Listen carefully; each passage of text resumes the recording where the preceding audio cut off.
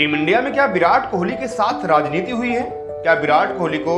जबरदस्ती रिटायरमेंट दिलवाया गया है? क्या विराट कोहली अभी और लंबा खेलना चाहते थे, टेस्ट करियर अपना कुछ और लंबा लेकर जाना चाहते थे? जब आप देखेंगे जब से विराट कोहली टेस्ट क्रिकेट से संन्यास लेते हैं तब से लगातार ये सवाल जो है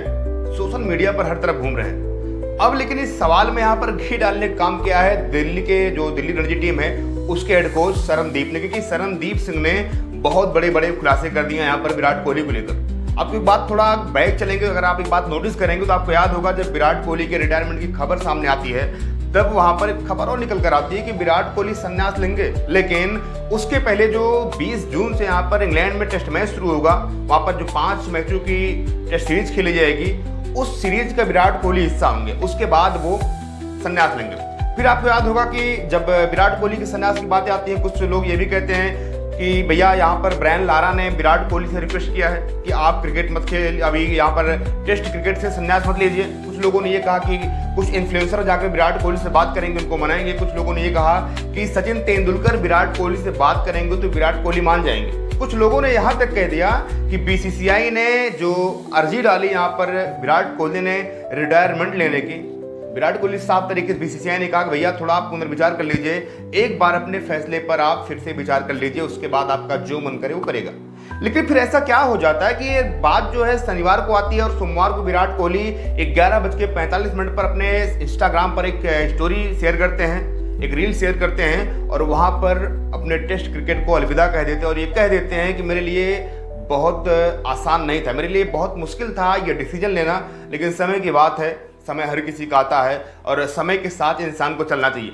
अगर ये जो सारी चीज़ें हैं अगर आप थोड़ा भी नोटिस करेंगे तो ये इंडिकेट करती है कि क्या विराट कोहली के साथ वाकई में राजनीति हुई है। अब आपको लग रहा होगा यार इतना महान खिलाड़ी जिसका नाम इतने सारे शतक हों, जिसका नाम यहाँ पर क्रिकेट के भगवान कहे जाने वाले सचिन तेंदुलकर के बाद सबसे ज़्यादा हाईएस्ट शतक हों, सचिन तेंदुलकर से ज़्यादा वनडे मैच में इनके पास शतक हों, सचिन से ज़्यादा इनके पास आप देखेंगे तो जिस तरीके से बल्लेबाजी करते हैं यहाँ पर T20 मैच उनसे ज़्यादा रन हो, IPL में उनसे ज़्यादा रन हो, उनसे शतक हो, तो फिर इतने बड़े खिलाड़ी के साथ राजनीति कैसे हो सकती है। अब मेरी एक बात आप नोटिस कीजिएगा कि आज 1 महीने पहले की बात है और ये बात कहते हैं शरणदीप सिंह जो कि दिल्ली के रणजी टीम के हेड कोच हैं। उन्होंने साफ तरीके से कहा कि भैया मेरी बात विराट कोहली से पिछले 1 महीने पहले हुई थी, जब वो रेड बॉल की वहाँ पर प्रैक्टिस कर रहे थे उस दौरान मेरी विराट कोहली से बात होती है और जब बात होती है यहाँ पर रेड बॉल खेलने की तो विराट कोहली वहाँ पर कहते हैं कि मैं अभी खेलूंगा और विराट कोहली यहाँ तक कहते हैं कि जो अभी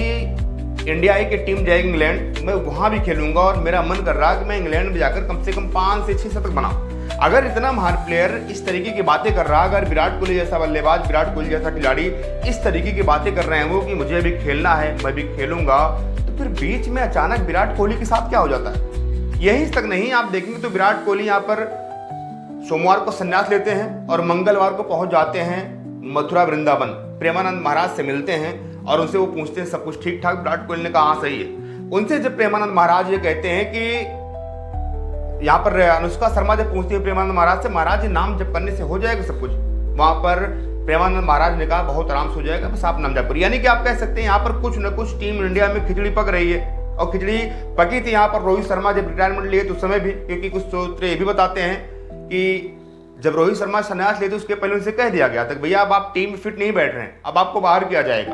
यहाँ पर विराट कोहली के साथ क्या वैसे तो नहीं हुआ, क्या विराट कोहली को संन्यास लेने पर मजबूर किया गया? ये कई सारे सवाल ऐसे हैं जो कि सवालों के घेरे में यहाँ पर टीम मैनेजमेंट के साथ साथ हेड कोच गौतम गंभीर खुद भी आते हैं। हेड कोच गौतम गंभीर इसलिए भी आते हैं क्योंकि गौतम गंभीर की जो स्ट्रेटजी थी, जो उनका प्लानिंग था, जो उनका गेम प्लान था, जो उनका बेंच स्ट्रेंथ का प्लान था, वो साफ तरीके से ही था कि आपको ताबड़तोड़ क्रिकेट खेलने में आनी चाहिए। साथ ही साथ जब सिचुएशन कोई ऐसी है कि आपको विकेट बचाकर खेलना है तो आप लगभग 2 दिन तक बल्लेबाजी भी कर ले जाएं। और साल 2019 से लेकर 2025 तक विराट कोहली का बल्ला उतना अच्छा चलता नहीं है, बहुत ज़्यादा खामोश रहता है। खामियाजा उनको ये भुगतना पड़ता है कि वो विराट कोहली जो 2011 में क्रिकेट को शुरू करते हैं 2019 तक वहाँ पर टेस्ट क्रिकेट में उनके 55 या 56 का औसत हुआ करते थे और वो विराट कोहली जब 2025 में मात्र 1 मैच ऑस्ट्रेलिया के सामने खेलकर रिटायरमेंट लेते हैं तब विराट कोहली का टेस्ट में औसत मात्र 46 का रह जाता है, यानी कि लगभग 10-11 उनका औसत घट जाता है। 2019 से लेकर 2025 तक विराट कोहली के बल्ले से मात्र 3 शतक आते हैं, 186 रन उनका हाईएस्ट होता है अहमदाबाद के मैदान पर और विराट कोहली का फ्लॉप शो जो है वो लगातार जारी रहता है। तो कुछ लोगों को ये कहना है भैया यहाँ पर राजनीति नहीं हुई है, विराट कोहली अपने मन मुताबिक यहाँ पर संन्यास लिए हैं, लेकिन यहाँ पर मामला यहीं पर फंसता है कि अगर किसी स्टेट का वहाँ पर हेड कोच आपसे जाकर ये कहे, शरणदीप जैसा के हेड कोच जाकर आपसे ये कहे कि विराट कोहली से मेरी मुलाकात हुई तो विराट कोहली ने कहा हम खेलेंगे, उसके बाद अगर विराट कोहली संन्यास लेते तो मेरी समस्या बाहर है। फिलहाल आप क्या लगता है कि विराट कोहली मजबूर किए गए थे? क्या विराट कोहली की ये पर्सनल लाइफ है और वो यहाँ से संन्यास ले सकते थे, मूव ऑन कर सकते थे अपने लाइफ में? आप किस नजरिए से देखते हैं यहाँ पर शरणदीप सिंह के इस बयान को? प्लीज हमें कमेंट बॉक्स में जरूर बताइएगा।